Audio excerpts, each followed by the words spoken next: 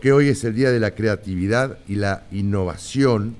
Se celebra este día por el nacimiento de Leonardo da Vinci. Fue escogida justamente por ser la fecha en que nació uno de los personajes más creativos e influyentes de la historia del arte, como fue Leonardo da Vinci. Está el profesor Diego Arellano, profesor de arte, titular de la Cátedra Historia del Arte. ¿Cómo te va, Diego? Hola, buen día para todos. Así es, me desempeño en la Escuela de Artes Visuales, Facultad de Humanidades, Artes y Ciencias Sociales, en la Cátedra Historia del Arte 1 y una de cuarto año que es Arte Argentino y Latinoamericano. ¿Hay interés del alumno, de los alumnos, de las alumnas, por supuesto, por participar de las clases, por intercambiar ideas? ¿Cómo es justamente el alumno en una historia del arte? Justamente que en estas últimas semanas recién hemos comenzado con el cursado de nuestras carreras y de nuestras materias. Ustedes estuvieron en forma presencial, digamos, también. Sí hay una gran masividad de ingresantes, digamos, todos por supuesto con distintas expectativas. Sí, espérate que creo que hay un problemita en el micrófono de Diego, ¿no? ¿Sí? Bueno, vamos ¿te parece de cambiarlo de lugar, Juanca? A ver.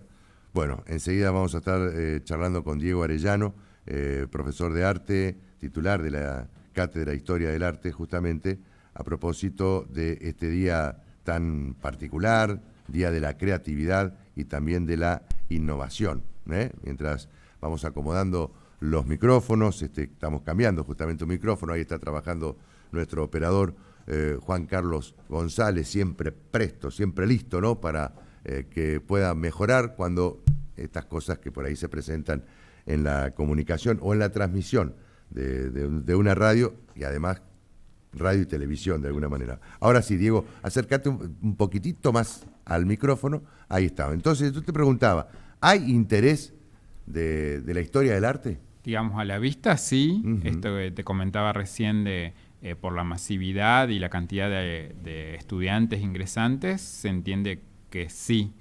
Específicamente hay que esperar un poco a que se desarrollen las clases, el cursado, como para poder identificar, porque hay alumnos que capaz que no les interesa mucho y otros que sí. Claro. Siempre pensando que nuestras carreras de artes visuales específicamente, tienen muchas aristas, digamos.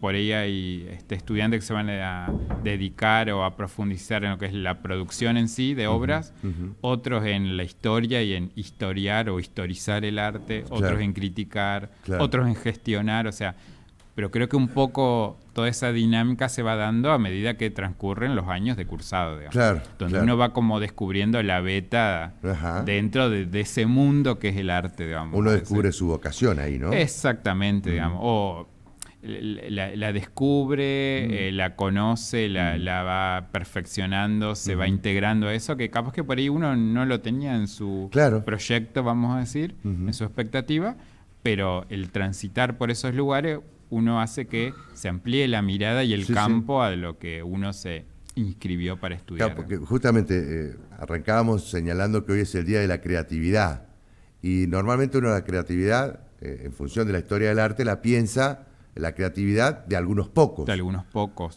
o este supuesto de que solo para elegidos, solo para algunos. Y no nos damos cuenta que todos somos creativos. Todos somos creativos, todos tenemos la posibilidad, porque nosotros lo vemos como una condición, no como un don o como un regalo, digamos, sino que, pero a esa creatividad, a esa condición, tenemos que incentivarla, promoverla, ayudarla, de alguna manera como ir manteniéndola, porque digamos también en el caso específico de las artes visuales, que tiene que ver mucho la producción, yo no puedo solo quedarme quieto y decir que solo la creatividad va a hacer todo por mí. Bueno, no, la creatividad es un incentivo. Y de ahí en más tengo que poner manos a la obra para poder resolver ese problema que es producir una obra de arte. Digamos.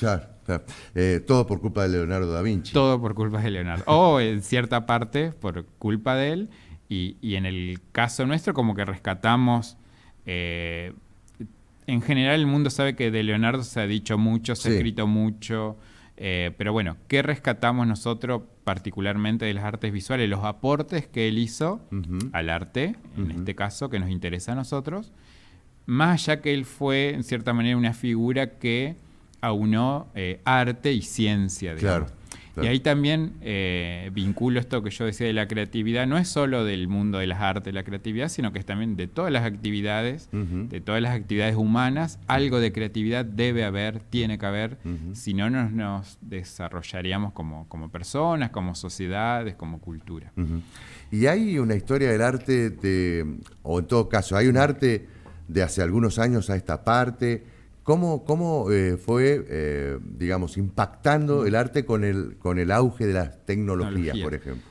Esto que vos por ahí decías de Leonardo, bueno, Leonardo pasa a ser parte de lo que se llama la tradición occidental, básicamente. Sí. Lo que en el arte le llamamos el Renacimiento, que es la entrada de la Edad Moderna. Si bien en ese momento se produjeron muchas innovaciones, muchos cambios, muchas transformaciones, pero ese tipo de producción pasó a ser como la producción más tradicional ahora, visto desde nuestra contemporaneidad. Hoy sí sabemos que las tecnologías han impactado, las comunicaciones, los medios y los modos de producir son distintos, lo cual no quiere decir que el otro quedó afuera. Sí, sino que justamente se abre mucho más el panorama. Claro, solamente eso, se abre el panorama. Se abre el panorama, pero a esto, un poco lo que veníamos diciendo recién, hay que agregarle creatividad, innovación, producción, trabajo. No es solo una cuestión mágica, sino que hay que estudiar, prepararse, capacitarse, formarse. ¿Por qué te inclinaste por el arte? Y siempre de chico me gustaba toda la cuestión de que tenía que ver con la imagen. Yo no sabía bien como qué carrera o qué área iba a elegir. Siempre estaba entre esta cuestión del diseño, la arquitectura, las artes visuales. Y bueno, comencé acá en el año 98. En el 98. Y egresé en el año 2002. Y desde el año 2006 formo parte del plantel docente, digamos. Y ese docente que arrancó en el 2006, ¿cómo era enfrentar a una clase y cómo es ahora? ¿Hay variación? Sí, ¿Cambió, mutó el alumno? Mutó el alumno, mutó el docente y también mutó la situación, digamos. Las instituciones también han cambiado, las ideas o las ideas que sosteníamos nosotros en estos años también se han ido transformando. Esto que vos me preguntabas hoy, si el arte es solo para elegido, bueno, nosotros pensamos que el arte es para todos si lo consideramos un derecho, o sea que todos tienen derecho a acceder y a vincularse con el arte, pero para eso hay que formarse, digamos. Y de un poco desterramos esta idea, ese supuesto de que es solo para elegidos, solo un don. Pero observás justamente desde el momento en que empezaste a enseñar a este momento, que hay como una, digamos, incorporación de más gente. Sí, más gente interesada. Interesada, sí, exacto. Sí. Como que antes, o el caso particular mío, mi grupo de estudio, de compañeros, ¿Con cuánto arrancaste vos, por ejemplo? Éramos 20, 25. Claro, ¿y ahora? Y ahora yo tengo una comisión de alumnos de casi 150. O sea, o sea, digamos, sí, se ha ampliado mucho el acceso también, digamos. ¿Y esto a qué responde? ¿Por qué crees que hay como una suerte de auge? Me parece que hay primero una necesidad personal, o sea, como una cuestión de que se vincula netamente con la expresión y con la capacidad de adquirir algún tipo de lenguaje que me permita desarrollar ideas, pensamientos, conceptos. Por otro lado, la accesibilidad de la educación, digamos, como institución y el mismo Estado ofrecer estas carreras. Y también, digamos, hay como un auge de que todo se piensa ahora desde lo artístico, digamos. Como que estas fronteras y esos límites que había antes se han extendido y ahora como que si algo no tiene algo de estética, de arte, como que no entraría en este sistema, digamos, una cosa así. Claro. Qué interesante, ¿no? Ustedes piensen que desde una página de internet, más allá del contenido que tenga, que emerja de ellas, el solo mirarla ya tiene una estética, o sea que ahí implica que hay alguien que pensó en cómo atraernos para que nosotros vayamos a ver, no sé, una página de internet, un sitio. Por eso se puntualiza tanto en el diseño, ¿no? En el de esa diseño, página, ¿no? Exactamente. O en el diseño y decir qué colores, qué imágenes pongo, qué saco, qué dejo, cómo lo presento, digamos. Hasta lo llevaría a un plano de lo personal y lo individual. Cada persona, hasta cómo se viste, también está contando algo. Claro. Y me está diciendo a dónde pertenece o qué pensamientos tiene. O sea, es mucho más amplio que producir una obra. O sea, involucra muchas cuestiones de lo social, desde lo comunicativo. ¿Qué argentino ubicarías como referencia del arte? ¿A vos quién? Digamos, un Leonardo da Vinci del arte argentino. Y hay muchos, pero si yo tendría que elegir uno que nos represente, ya no vive, pero Antonio Berni me parece que representa la argentinidad, vamos a decir, o nos representaría como argentinos. Después gente innovando, buscando cosas nuevas, hay un montón. Lo que pasa es que no todos por ahí son conocidos y famosos. Claro. Que ese otro supuesto que tiene la gente, porque el artista aparezca en una revista, en un canal de televisión, parece que es el mejor artista y no siempre es así. No, claro. Entonces por ahí capaz que hay artistas más anónimos o artistas que trabajan en grupos u otros más solitarios que capaz que no tienen una difusión, pero su producción, su trabajo, su construcción es muy interesante. ¿Y a quién nos recomendarías, por ejemplo, aquellos que estamos un poquito más alejados para descubrir el arte? ¿A quién nos recomendaría como lectura? Claro, como lectura. Exactamente. Como bibliografía, decís vos. Sí. Hay un libro para la gente por ahí que no está metida tanto en el tema del arte, que se llama Todo lo que tenés que saber sobre arte. De Mercedes Esquiaga, que es una periodista que ha sido columnista en varios diarios nacionales, y ella un poco recopila todas sus notas, sus visitas a museos, a talleres, a los artistas más conocidos y a los menos conocidos, y un poco ahí te plantea y te tira, bueno, ¿qué estamos viviendo? ¿Dónde estamos posicionados? En el ámbito local, vamos, nacional, por lo menos. ¿Y estamos mejor que hace algunos años? Sí, en el sentido que hoy hay mucha difusión, cosa que antes no había. Producto de las redes, las comunicaciones. Hay muchos más textos críticos y teóricos que ayudan a sustentar nuestra producción y nuestra actividad, lo cual es muy bueno también. Pues antes se pensaba como que en esto no había ni teoría ni bibliografía. Bueno, sí, hay muchos que escriben sobre la actividad, que pertenecen al campo del arte, pero no necesariamente producen obras de arte, sino que producen desde otro lugar. Teorizan, historizan, critican. Y también lo que ha habido en estas últimas décadas es mucha apertura de instituciones, llámese museos, centros culturales, que promueven la actividad y a su vez hacen que ese público acuda a ver esos artistas, desde los más tradicionales y conocidos hasta los menos. Claro. O sea, vos sabés que ayer hablábamos justamente con la directora, tuvimos la posibilidad de hacer una recorrida con el móvil de exteriores, con la directora de Artes Visuales de Santa Fe. Y justamente preguntábamos esto, ¿no? De por qué la gente, a pesar de que por ahí conoce poco, pero siempre elige un museo, ¿no? El visitante, el turista, cuando llega a una ciudad, siempre elige un museo, ¿no?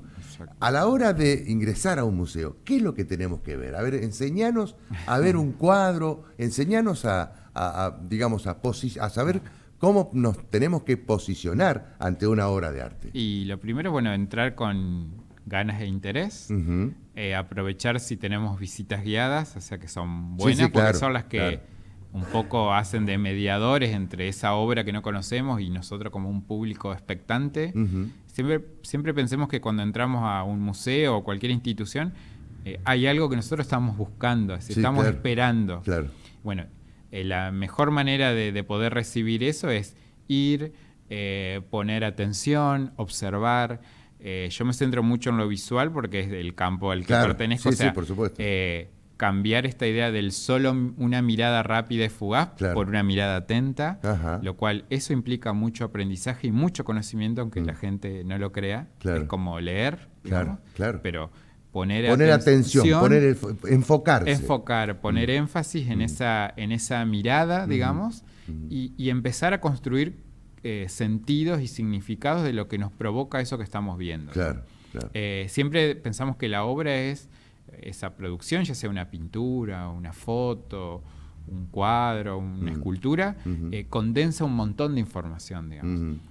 Ayudado un poco por los epígrafes que contienen los museos, bueno, ahí sabemos el autor, el título, el año, la técnica, que también nos dan mucha información de que ese producto artístico podemos contextualizarlo en un tiempo, en un espacio. No es que está flotando ahí en el universo, sino que pertenece a alguien que lo hizo, está en una institución, lleva un montón de contenidos que a nosotros nos va a permitir construir otros contenidos y otros conocimientos. O sea, eso es como, vamos a decir, como lo mágico del arte, digamos. No está todo dicho. Nosotros podemos completar eso que está ahí, que lo vemos como un estímulo, como un catalizador de mucha condensación de información, digamos. Diego, te agradezco mucho que hayas venido. Espero que no sea la última vez.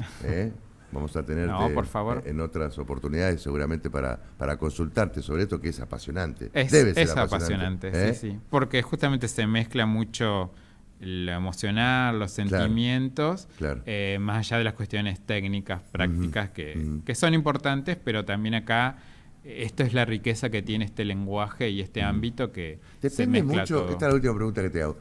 Para aquel que está en el arte, ya sea el arte de pintar o el arte de sacar una fotografía, por ejemplo, ¿depende mucho del estado de ánimo de esa persona? A veces sí, a veces no. Y lo engancho con lo que hablamos al principio de la creatividad. Capaz que la creatividad aparece en ciertos momentos, en ciertas circunstancias. Y capaz que por ahí un estado de ánimo puede ser un motivador para producir algo. Lo cual no quiere decir que siempre va a ser lo mismo, digamos, o el mismo motivo. Por eso apelo a esto. Tenemos que tener miradas atentas, porque estímulos hay un montón. Tenemos que saber capturarlos. Exactamente. Y con eso hacer algo. Diego, te agradezco muchísimo la presencia. Ustedes. Y por favor, sabés que acá tenés un espacio para canalizar inquietudes. Bueno, muchísimas gracias. Y difundir actividades, por supuesto. Exactamente. Y saludos a todos los que me escucharon. Chao, Diego. Gracias. Diego Arellano, entonces, profesor de arte, titular de la Cátedra Historia del Arte, estuvo con nosotros a propósito del Día de la Creatividad y la Innovación, hoy, 21 de abril.